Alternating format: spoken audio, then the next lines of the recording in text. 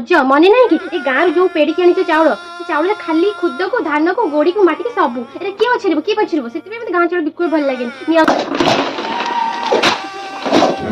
ବାସ୍ ରେ ବୋଉ ବାସ୍, ମୁଁ ରଜ ପାଇବି ବୋଲି ସହରକୁ ଆସିଛି।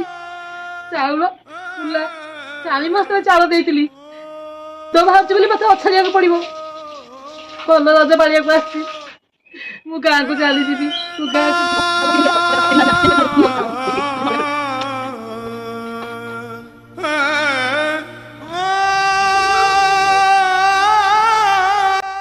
ହ୍ୟାଲୋ, ହଁ ମୋ ମା ଏଠି କାହିଁକି ଛାତ ଉପରୁ ଯାଇଥିଲେ କେଜାଣି? ତାଙ୍କୁ ତ କହିଲି ବସିବା ପାଇଁ, ସେ କାହିଁ ଯାଇଥିଲେ ଛାତରୁ ଗଡ଼ି ତାଙ୍କ ଗୋଡ଼ ଫୋଡ଼ କ'ଣ ହେଲାଣି? ତାପରେ ଜଲ୍ଦି ତାଙ୍କ ଗାଁରେ ଛାଡ଼ି ଆସ, ଏଠି ତାଙ୍କୁ ମୁଁ ରଖିପାରିବିନି। ସେ ମନମୁଖୀ ଖାଲି ଛାତ ଉପରୁ ପଳଉଛନ୍ତି। ହଁ ହଁ ବୋଉ, ମୁଁ ରଜରେ ଭଲ କାଟିବି ତୋ ପାଖରେ। ଡାକିବା ଦରକାର ନାହିଁ କି ପୁଅକୁ ଫୋନ କରିବା।